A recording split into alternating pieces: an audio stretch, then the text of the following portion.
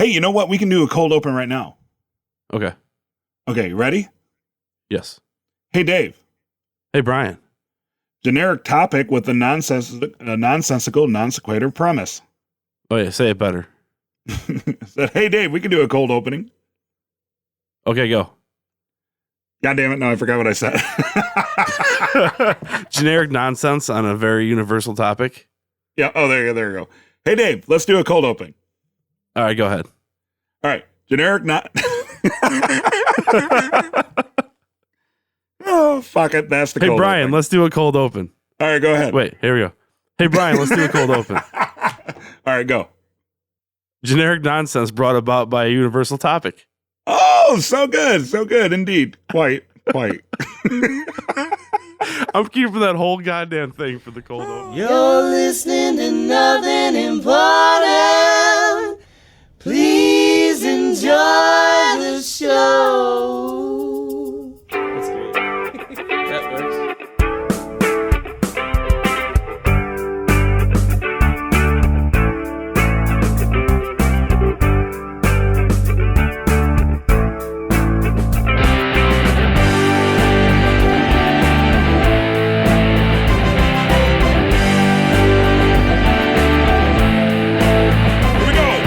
I always feel goofy starting this, but here we go. Ladies and gentlemen, this is the Nothing Important Podcast. My name is Brian. With me, as always, is my buddy Dave. Dave, how's it going this evening? Fan freaking tabulous. Awesome. Dave, we have a couple of guests with us today. We have Jennifer and Jeff from the Kid Free Weekend Podcast. Guys, say hello. Hey, Hello. How are you guys doing? We're doing awesome. We're glad to have you on. Last week we had Jason from a basement in Tulsa because essentially we did the same thing. We were in our studio, Third City Sound in Joliet, Illinois. I put it out on Reddit. Hey, anybody wants to come on our crappy podcast, you can do it. Jason came last week. You guys came this week, so we're glad to have you. Yeah, I listened to that episode on the way home. It was a lot of fun. Good. Now, before we get started, we're just going to go ahead and give a shout out to all the people that have supported us. Jennifer and Jeff, I don't know if you heard, but we have a radio show, a small commitment coming up on 1490 in Tampa Bay in Florida next month. So those of you that might be listening to that, please check out our kick-ass sponsors. There's First Base and Beyond, Tugboat Coffee, the Man Horror Podcast, A Basement in Tulsa. Dave, who else do we got? The Pepper Jelly Company. There's like a whole slew of folks, right? Our buddy Tim, my brother Doug. Our buddy Tim. Yeah. So like all those cool people and then assholes we know who paid us money just so they could be jerks on our show. That's pretty much how it boils down to. So people pay you to come on your shows so that they can be assholes? Pretty much, yeah. Wow. When I hadn't really thought about that. we're all just assholes for free. It's funny because when you hear their ideas of what they're going to do with their allotted time, it should be pretty interesting, and I'm pretty sure they will alienate any radio audience that we might pick up. Well, that should be a lot of fun. So, Dave, I think I said it last year, but you're a big movie guy, and the Oscar picks came out. Oh, did they? They did, and personally, I could give a shit less about the Oscars, but the thing that amazes me about it, and Jennifer and Jeff, I don't know how you guys feel about this, but every year they make a big deal of like what movies are up for best movie of the year, right? Like greatest movie of the year, or however it's rated. Mm-hmm. Of course, best picture. Oh, there. All right, best picture, whatever. See, this is how little about this I know. All I know is that I feel is kind of bullshit because really, if you think about it, the best picture would be whatever movie sold the most tickets. Not necessarily. No, I have to disagree with that a lot. But They're on my side. The best marketing. Yeah, I mean, look, I'm not like an art house movie guy by any stretch of the imagination, but there's movies that make a lot of money that are shit. Like the Transformers movies. I mean, those would be winning Best Picture Oscars. Could we really do that ding, to the ding. world? yeah, but that's all subjective because like if you think about it, okay, so like the movie that sells the most in my eyes is always the best because like the most people went and saw that. Like you can't say like a movie that makes like $2 million and 20 people went and saw, they pay that kind of ticket price, I guess. Well, like compared to like sure. hundreds of But millions to go see. Sorry, are you saying it's the best for the amount of money it made, or is it the best quality? I'm just saying best overall because I'm sure I'm gonna debunk your argument with one statement, Brian. All right, go. There was a time when Tim Tebow sold more NFL uniforms than Peyton Manning. He's got Right, you so there. he's the best football player. No, He was the best marketed football player. Yes. Right. Right. He's the best at getting the money. I don't know. You're just I don't know. That's just how I feel about that. I can't see something being the best when it's not like the most universally recognized. I have a proposal for you. I have a proposal. All right, how about this? When people go see a movie, on the way out of the movie, just have like a green button and a red button. Mm-hmm. And if they hit the green button, then the money they spent counts towards Best Picture of the Year. Awesome. Right, so you put it to the masses. But that's the thing about the Oscars too, isn't it? Like 5 guys somewhere that like choose. Right. It's an academy. Yeah, the Academy votes, it's I think a few thousand guys, but I don't.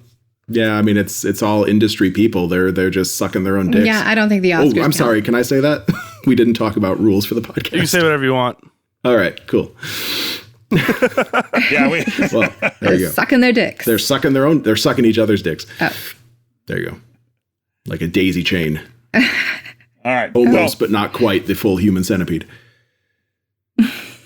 See, I would agree if they put it, if it was up to some sort of like, yeah, but see, people vote with their dollars though, so that's pretty much just telling me that even using that system, red and green button, there's nothing greener than money, my friend, and people are voting with that. So, but I've walked out of movies pissed off that I wasted my money on that piece of shit, and I think Transformers is probably on that list. True. So. That happens too, Brian. People pay for monies that they don't like. They pay for movies that they don't like, but you can't count that as an automatic. This is a good movie. All right, fair enough. You pay in advance. If you did something after the fact, then maybe. So maybe all movies should be free, and then we could just throw whatever money we want at it.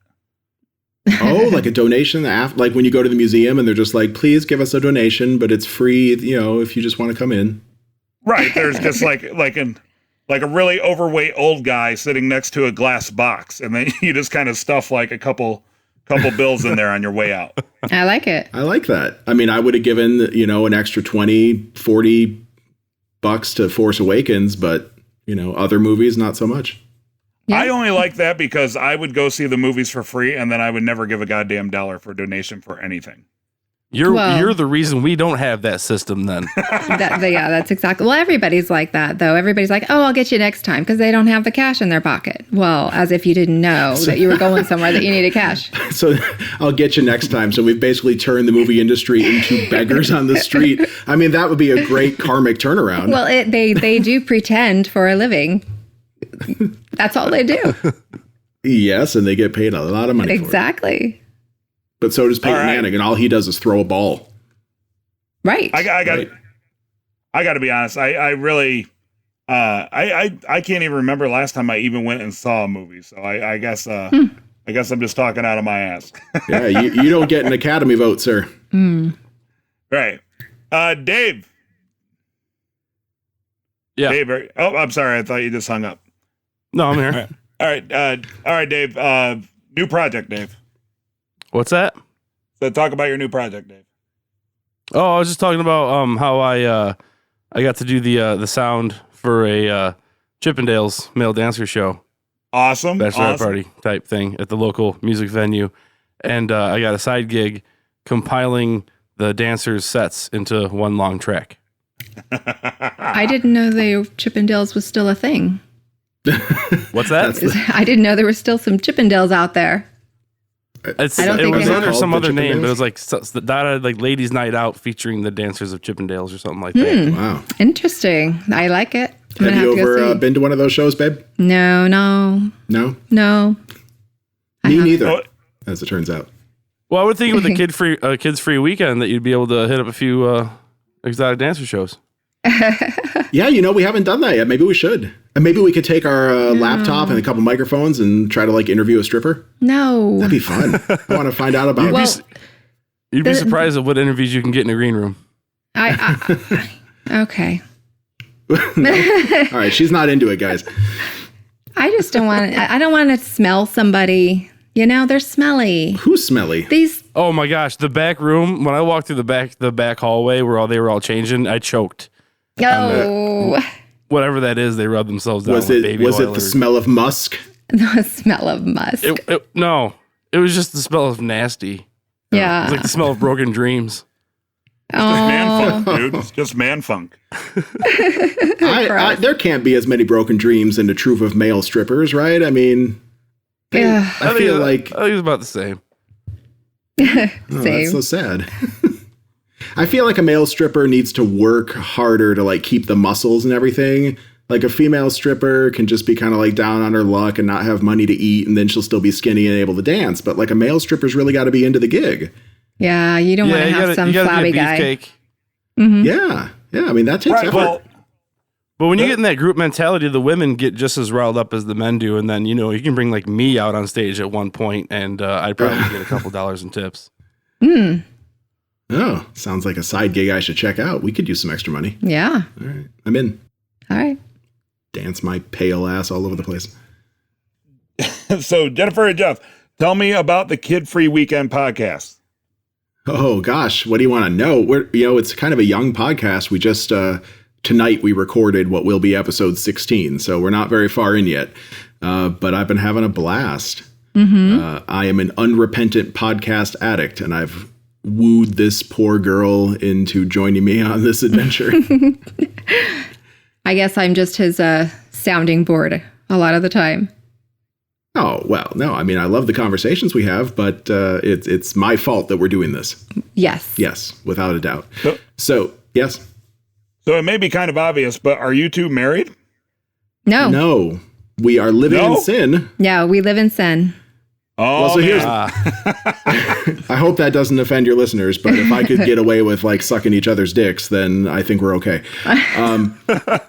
So the story behind the Kid Free Weekend is this. Jennifer and I are both divorced. We both have kids. We have 5 kids between us. And we have managed to get completely identical custody schedules. So we have the kids 50% of the time. Our exes have the kids the other 50% of the time. So every other weekend, we have a kid-free weekend. That's a dream situation right there. It's mostly working out pretty well for us, yeah. So when we started this podcast, my vision was that we would just record one every couple weeks and we'd keep it cash. But now all of a sudden, it's like we're trying to put one out every week and keep listeners engaged. And I'm all over social media, posting shit all over Reddit and Facebook and Twitter. So it's turned into a lot of work, but I love it. I absolutely love it. It really wraps you up into it. It really does.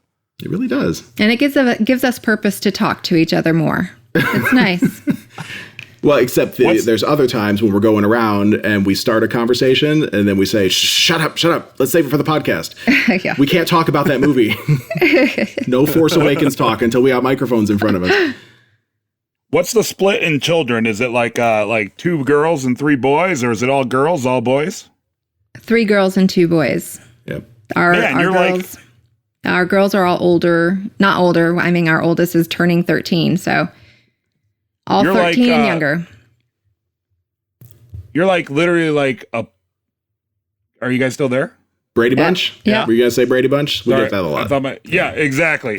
You're like a Peter Brady shy of the Brady Bunch. Do you at least have like a snarky housekeeper? Oh, God, I wish. No Alice. I could deal with Snark if she's helping clean up around here. Well, that's That'd the be person I amazing. turn into for a while. I get all When you get snarky. into cleaning mode. Really bitchy, not snarky, really. Yeah. So I'm a little intrigued by this. Dave and I we come from like 2 different family backgrounds ourselves. Like Dave, his parents are both divorced and remarried, and my parents have been together for like 47 years or something ridiculous now, and they're both very much in love. So I guess as somebody who doesn't live those experiences, do you feel that doing the podcast together has helped you guys in your relationship? Because I figure there would be like a lot of stress when you're trying to like mold two families together and like take two families and put them together. Do you think like doing the podcast together is a way that you guys bond and open communications? I'm sorry, I'm laughing, but Jennifer's eyes just rolled up in the back of her head. I wish you could see that. Well, there's a lot of stress with melding two families together, and it never goes as smoothly as you envision it before you sign a lease together. But it's been, we've been living together for a few years now, and it's getting better. It's getting better finally. And the podcast is just sometimes we talk about the kids, and a lot of times we just talk about movies we like, and a lot of times we talk about movies that we want to share with the kids that often backfires. Or other things. But yeah, I think that this is a great bonding exercise for us. It's a lot of fun. It brings us closer. Yeah. Yep. like therapy to the world sometimes, yes. right? Yes. It's a little odd to think that other people might be listening to. Yeah, that's the weirdest thing about all this. I lovingly refer to it as bullshit. And by bullshit, I mean podcasts. Like that's the weird thing about it is so many people can find so many different voices about so many different topics that it's always amusing to me about like the breadth of podcasts out there. Like, for example, Dave and I would probably be in the most generic category of podcasting, right, Dave? Like two fat dudes with microphones. Like that's pretty much talking about everyday things. Yeah, exactly. Which and then you guys kind of intrigue me because you're, the kid-free weekend and, your two families molding together. And this whole podcasting thing, it's funny, like how it's grown and how much of it is out there. But at the same time, on the grand scheme of things, it's really nothing. There's really not that big of an audience for that. So as people just starting out, I guess, because Dave and I we essentially have been doing two shows a week for an entire damn year now. And so I guess I forget what it's like to be brand new. What are some of the things that have surprised you about podcasting in your podcasting journey? Oh my gosh. Well, first of all, editing. I've learned that I don't know jack shit about audio, background noise, recording, setting levels, fucking like weird ghost noises that crop up if I screw something up, like all sorts of equipment problems. I think that's the biggest challenge from actually recording the podcast standpoint. But surprises, every once in a while, you can see stats of like who's downloading, and I can see like there's certain places that are just coming up over and over again. I have no idea who these people are. Right. The strangest places. I know one of them's my sister, but apart from that, like they're total strangers, and it's fascinating. And the only thing that I wish was that they talk back to us, because that's what I'm kind of looking for. Like expand the conversation. Yeah. Yeah. Have you gotten any listener feedback? What was your reaction to the first time you got actual listener feedback? Well, very little feedback. Mm-hmm. But some people, it's cute. Cute. That was one of the first. So cute. That was one of the first things I got. I was like, well, thanks, I guess. I don't know if that's good or are you going to listen again. I know. But we've got a few iTunes reviews that say that we're a kind of an awesome married couple. We're not, but that's okay. It's good enough. We don't really talk about that on the podcast. I don't know. It's been mostly positive. Yeah. No, Dave and I have a Better Call Saul podcast called It's Saul Goodman. And I remember the first time we got any listener feedback, and it was pretty much some guy telling us how we were dead wrong on everything. Wow. Yeah. And that was the second listener feedback. The first feedback was a group of women who do a Beverly Hills 90210 podcast that said that Dave and I were sexist and misogynist. Huh. Nice. Damn right, Wow. bitches. That's right, bitches. You know what? I'd be happy with that kind of feedback too, because I don't mind, having a little spat with people. Yeah, he loves banter. Fighting on the internet, it's the silliest sport ever, but I still get into it. for now. Yeah. It's his addiction, I think, sometimes. Yeah, well, it's just what I do. We had one guy on our Better Call Saul podcast. It was like every week, right, Dave? Every week he had he written us a letter. Yeah, or had something to say. And but the thing is like we tried so many times to get him on the show.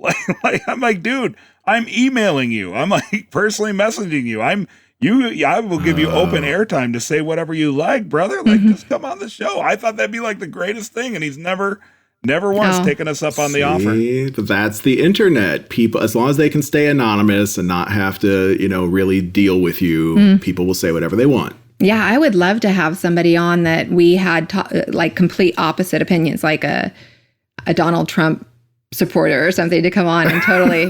You guys aren't Trump fans, are you? Oh, we don't talk politics. On nothing all right, important. so we'll stay away from that. But that would be fun. Feel free to piss off wherever you want, though.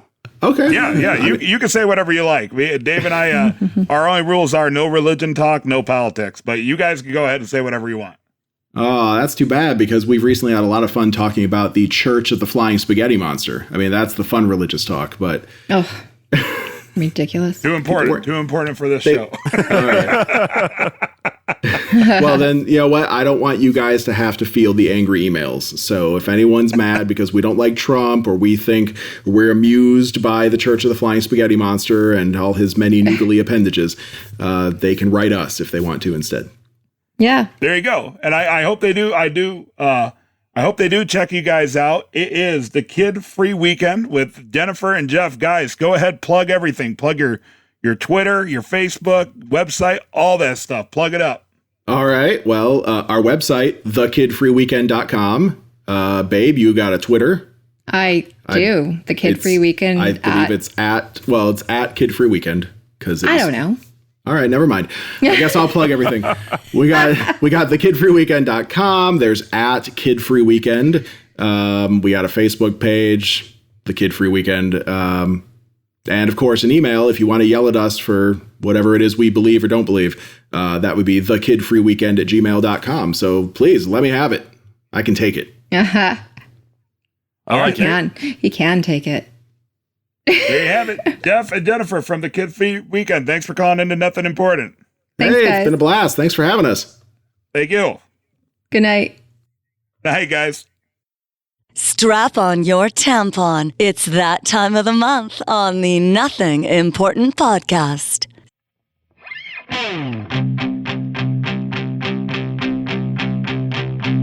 There's a fire starting in my heart, reaching a fever pitch, and it's bringing me out the dark. Finally, I can see you crystal clear.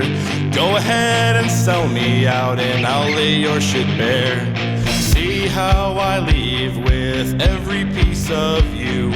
Don't underestimate the things that I will do. There's a fire starting in my heart, reaching a fever pitch, and it's bringing me out the dark. The scars of your love remind me of us. They keep me thinking that we almost had it all. The scars of your love, they leave me breathless. I can't help feeling we could have had it all. Rolling in the deep, you had my heart inside your hand, and you played it to the beat. Baby, I have no story to be told, but I've heard one on you, and I'm gonna make your head burn. Think of me in the depths of your despair. Making a home down there as mine sure won't be shared. The scars of your love remind me of us. They keep me thinking that we almost had it all. The scars of your love, they leave me breathless. I can't help feeling we could have had it all. Rolling in the deep. You had my heart inside your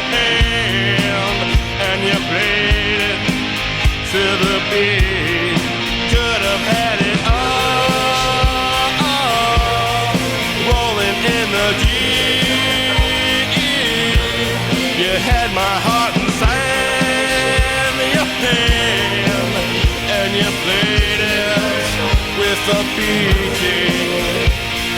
Throw yourself through every open door. Count your blessings to find what you look for. Turn my sorrow into treasured gold. You'll pay me back in kind and reap just what you sow.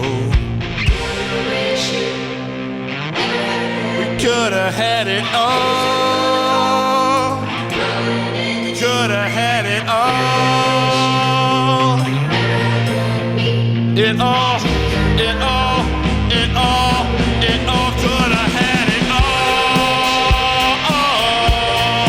Rolling in the deep.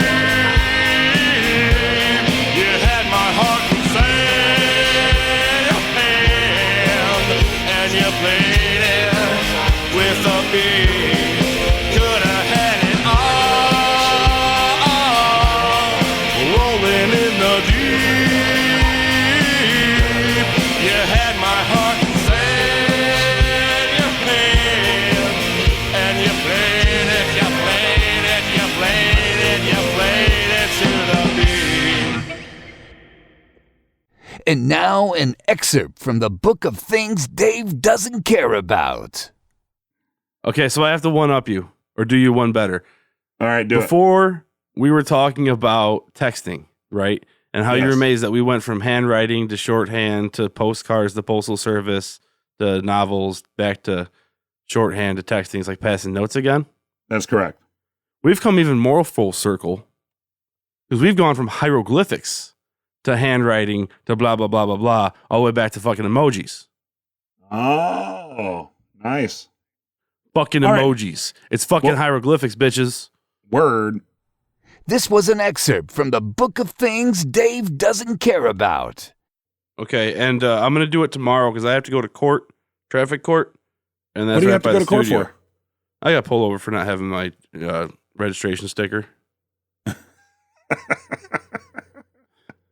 So, You're the first person I've ever heard that actually got pulled over for not having a registration sticker. that was a goddamn 2-hour traffic stop. I should maybe tell that story on the fucking podcast. All right, so let's go. Ready? Go. I got pulled over for my license plate being expired. I have an Okay. out-of-state ID. I have a California driver's license, although I've been back in Illinois for 3 years. And I did not have my current insurance card with me. And this was when it was about probably 10 degrees. It was one of the first like really cold nights that we had.